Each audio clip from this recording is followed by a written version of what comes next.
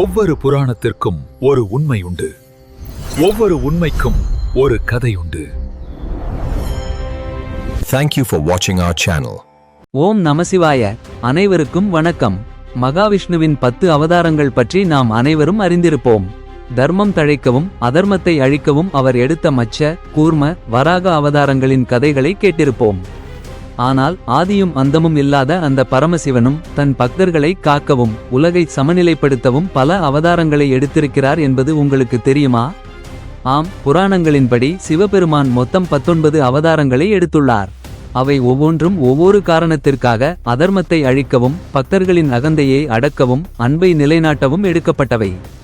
கோபத்தின் வடிவமான வீரபத்திரர் முதல் பேரழகனான சுந்தரநாதர் வரை சிவனின் ஒவ்வொரு அவதாரத்திற்கு பின்னாலும் ஒரு ஆச்சரியமூட்டும் தெய்வீக கதை புதைந்துள்ளது. வாருங்கள், அந்த ஈசனின் 19 திரு அவதாரங்களின் மகிமைகளையும் அதன் பின்னணியில் உள்ள இரகசியங்களையும் இந்த காணொளியில் முழுமையாக காண்போம். 1. கால பைரவர். சிவபெருமானுடைய எல்லா அவதாரங்களிலும் மிகவும் புகழ்பெற்றது காலபைரவ அவதாரம். காலத்தை தன் கட்டுப்பாட்டில் வைத்திருப்பதால் இவருக்கு காலபைரவர் என்று பெயர் வந்தது. படைக்கும் தொழில் கொண்ட பிரம்மதேவரின் ஆணவத்தாலும் பொய் சொல்லும் தன்மையாலும் சிவபெருமான் கோபம் கொண்டு தனது திரிசூலத்தால் பிரம்மனின் 5வது தலையை வெட்டி எடுத்தார். அதே மாதிரி மனிதர்களின் ஆணவம், அகங்காரம், பேராசை போன்றவற்றை அழிப்பவரே பைரவர். 8 பைரவர்களை நாம் அஷ்ட பைரவர்கள் என்று அழைக்கிறோம். இந்த 8 காலபைரவர்கள்தான் மொத்த காசியையும் காவல் காக்கிறார்கள். காலபைரவரை வழிபட்டால் கண்திருஷ்டி நீங்கும், தீய எண்ணங்கள் அழியும். காலத்தையே தன் கட்டுப்பாட்டில் வைத்திருக்கும் இந்த காலபைரவரின் வாகனம் நாய். 2. ரிஷப அவதாரம். பாற்கடலை கடைந்த பிறகு மகாவிஷ்ணு பாதாளத்திற்கு சென்றார். அங்கு சில பெண்களை மணந்ததால் அவர்களுக்கு அசுர குணம் கொண்ட மகன்கள் பிறந்தார்கள். பெருமாளின் மகன்களான இந்த அசுரர்கள் தேவர்களையும் ரிஷிகளையும் தொடர்ந்து தொந்தரவு செய்தனர். இதை கவனித்த சிவபெருமான் ஒரு காளை வடிவத்தில் ரிஷப அவதாரம் எடுத்து நாராயணனின் எல்லா மகன்களையும் வதம் செய்தார். தன் மகன்களை காப்பாற்ற விஷ்ணுவே வந்தாலும் வந்திருப்பது ஈசன் என்று அறிந்ததும் சிவபெருமானை தன் கடமையை செய்ய அனுமதித்தார். 3. நந்தி அவதாரம். சிவபெருமானின் அவதாரங்களில் நந்தியும் ஒருவர். ஒருமுறை நாரதரிடம் சிவபெருமான், நான் பூமிக்கு சென்று வருகிறேன். அதுவரை நந்திதேவன் என் இடத்திலிருந்து எல்லாரையும் பார்த்துக் கொள்வான் என்றார். வாசலில் இருக்கும் ஒரு காளை மாடு எப்படி சிவனுக்கு இணையாக முடியும் என்று நாரதர் யோசித்தார். அதற்கு சிவன், நாரதா, ஆதியில் உதித்தவன் இந்த நந்தீஸ்வரன். சக்தியில் எனக்கு நிகரானவன். அதனால்தான் என்னையே சுமக்கும் தகுதி பெற்றவன். நந்தியே இந்த சிவன், சிவனே இந்த நந்தி என்று ஒரு இரகசியத்தை கூறினார். அதன் பிறகுதான் நாரதருக்கு சிவபெருமானின் அவதாரமே நந்தி என்று புரிந்தது. இதனால்தான் கோவில்களில் ஈசனை வணங்குவதற்கு முன் வாசலில் இருக்கும் நந்தீஸ்வரனை வணங்குகிறோம். 4. ஆஞ்சநேயர் அவதாரம். ஆஞ்சநேயரின் பலத்தை பற்றி அனைவருக்கும் தெரியும். சிவபெருமானுடைய மிகவும் சக்தி வாய்ந்த அவதாரங்களில் ஆஞ்சநேயரும் ஒருவர். சஞ்சீவினி மூலிகைக்காக மொத்த மலையையும் தூக்கி வந்தவர், இலங்கையை தீக்கிரையாக்கியவர். ஆஞ்சநேயரை வழிபட்டால் சிவபெருமானை வழிபட்டதற்கு சமம் என்று புராணங்கள் கூறுகின்றன. 5. துர்வாசர் அவதாரம். இந்து புராணங்களில் மிகவும் கோபம் கொண்ட முனிவர் துர்வாசர். அவர் சிவபெருமானின் அவதாரமே. ஒருமுறை சிவபெருமான் தன் கோபத்தை அனுசூயா என்ற பெண்ணிற்கு கோபத்தையே குணமாக கொண்ட ஒரு மகனாக வரமளித்தார். அனுசூயாவிற்கும் அத்திரி முனிவருக்கும் மகனாக பிறந்தவரே துர்வாசர். இந்திரன், சரஸ்வதி, ருக்மிணி, சகுந்தலா என எண்ணற்றோரையும் பரமாத்மாவான கிருஷ்ணரையே சபித்தவர் இவர். 6. அஸ்வத்தாமன் அவதாரம். மகாபாரதத்தில் துரோணாச்சாரியாரின் மகனான அஸ்வத்தாமன் சிவபெருமானின் அம்சமாக அல்லது அவதாரமாக கருதப்படுகிறார். தேவர்களும் அசுரர்களும் பாற்கடலை கடைந்தபோது வெளிவந்த ஆலகால விஷத்தை சிவபெருமான் குடித்தார். அதன் விளைவாக சிவபெருமானின் உடலிலிருந்து வெளிவந்தவரே அஸ்வத்தாமன். இதன் காரணமாகவே அவருக்கு இன்றுவரை மரணம் இல்லை என்று கூறப்படுகிறது. 7. கிராத வேடன் அவதாரம். அர்ஜுனன் ஈசனிடமிருந்து பாசுபதாஸ்திரத்தை பெறுவதற்காக தவம் செய்தார். அவனது தவத்தை கலைக்க துரியோதனன் அனுப்பிய மூகன் என்ற அசுரன் பன்றி வடிவில் வந்தான். அப்போது சிவபெருமான் ஒரு வேடன் வடிவில் தோன்றி அந்த அசுரனை அழித்து அர்ஜுனனை காப்பாற்றி பாசுபதாஸ்திரத்தையும் வழங்கினார். அதற்கு முன் அர்ஜுனனுக்கும் வேடன் உருவில் இருந்த சிவனுக்கும் இடையே கடும் யுத்தம் நடந்தது. 8. ஷரப அவதாரம்.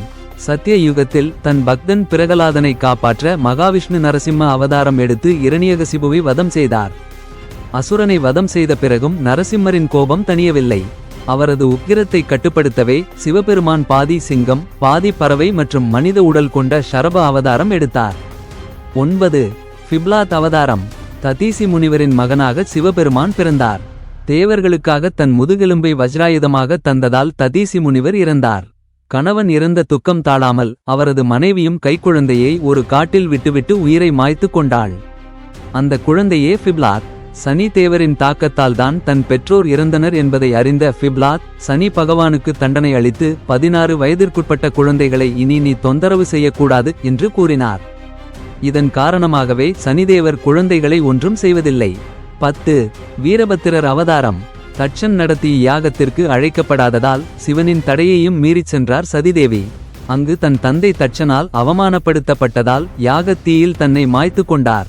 இதையறிந்த சிவனின் கோபத்திலிருந்து வீரபத்திரர் அவதாரம் செய்தார். அவர் தட்சனின் யாகத்தை அழித்து தட்சனின் தலையை வெட்டி எறிந்தார். 11. கிருஷ்ண தரிசன அவதாரம். மனிதர்களுக்கு வேத சாஸ்திரங்களை எடுத்து சொல்வதற்கும் அறியாமை எனும் இருளிலிருந்து அவர்களை வெளிக்கொண்டு வருவதற்கும் எடுத்த அவதாரமே கிருஷ்ண தரிசன அவதாரம். 12. யதிநாத் அவதாரம்.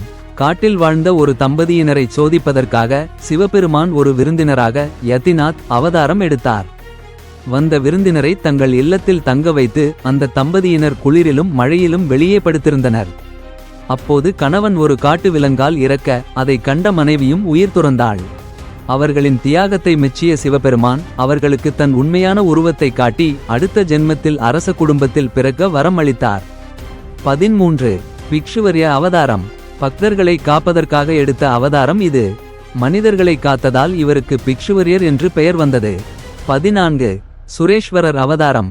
சிவபெருமான் இந்திரனின் வடிவில் தோன்றி தன் பக்தர்களை சோதிப்பதற்காக இந்த அவதாரத்தை எடுத்தார். இதனால் இவருக்கு சுரேஸ்வரர் என்று பெயர் வந்தது. 15. பிரம்மச்சாரி அவதாரம். பார்வதி தேவியின் தவத்தையும் அன்பையும் சோதிப்பதற்காக சிவபெருமான் ஒரு பிரம்மச்சாரி வடிவில் வந்தார். அந்த சோதனையில் வென்றதால் பார்வதியை மனம் முடித்தார். 16. யட்சேசுவர அவதாரம். பார்க்கடலிலிருந்து வந்த அமிர்தத்தை பருகிய தேவர்கள் ஆணவத்தில் இருந்தனர். அவர்களின் ஆணவத்தை அடக்குவதற்காக எடுத்த அவதாரமே யட்சேசுவர அவதாரம். 17. அவதூத அவதாரம். இந்திரனின் ஆணவத்தை அடக்குவதற்காக சிவபெருமான் அவதூத அவதாரத்தை எடுத்தார். சிவன் என்று அறியாமல் ஒரு முனிவர் வடிவில் இருந்தவரை இந்திரன் அவமானப்படுத்த சிவன் தன் உண்மையான உருவத்தை காட்டி இந்திரனின் ஆணவத்தை அடக்கினார். 18. கிரகபதி அவதாரம். விஸ்வானரர் என்ற பிராமணருக்கு கிரகபதி என்ற பெயரில் மகனாக பிறந்தார் சிவன். 9 வயதில் இறப்பு என்று நாரதர் மூலம் அறிந்த கிரகபதி காசிக்குச் சென்று ஒரு லிங்கத்தை வழிபட்டார். தன்னைத்தானே வணங்கினார். இந்திரன் தன் வஜ்ராயுதத்தால் தாக்கியும் சிவ அம்சமான கிரகபதிக்கு ஒன்றும் ஆகவில்லை. 19. சுந்தரநாதர் அவதாரம். பார்வதி தேவியை மனம் புரியும்போது அவரது குடும்பத்தினரின் வேண்டுகோளுக்கிணங்க பேரழகனாக சிவபெருமான் எடுத்த அவதாரமே சுந்தரநாதர் அவதாரம். பார்த்தீர்களா சிவபெருமானின் 19 அவதாரங்களின் அற்புத கதைகளை? உக்கிரமான வீரபத்திரராக இருந்தாலும் சரி, கருணைமிக்க யதிநாதராக இருந்தாலும் சரி, ஒவ்வொரு அவதாரத்திலும் ஈசன் நமக்கு ஒரு பாடத்தை கற்பிக்கிறார். அன்பு, கருணை, கோபம், தியாகம் என மனித வாழ்வின் அத்தனை குணங்களையும் தன் அவதாரங்கள் மூலம் அவர் வெளிப்படுத்தியுள்ளார்.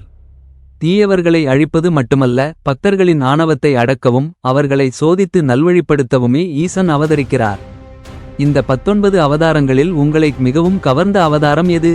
உங்கள் மனதில் ஆழமாக பதிந்த கதை எது என்பதை மறக்காமல் கீழே கமெண்டில் பதிவிடுங்கள். உங்கள் ஒவ்வொருவரின் கருத்தையும் நாங்கள் அறிய ஆவலாக உள்ளோம். இது போன்ற பல ஆன்மீக கதைகளையும் புராண ரகசியங்களையும் தொடர்ந்து தெரிந்து கொள்ள நம்ம சேனலை சப்ஸ்கிரைப் செய்து அந்த பெல் ஐகானையும் கிளிக் செய்யுங்கள். அடுத்த ஒரு சுவாரஸ்யமான ஆன்மீக தகவலுடன் உங்களை மீண்டும் சந்திக்கிறோம். அதுவரை தென்னாடுடைய சிவனே போற்றி, எந்நாட்டவர்க்கும் இறைவா போற்றி. ஓம் நமசிவாய. இந்த கதை இத்துடன் முடிவடைகிறது. மேலும் சுவாரஸ்யமான கதைகளுக்கு சப்ஸ்கிரைப் செய்து எங்கள் பயணத்தில் இணையுங்கள். நன்றி.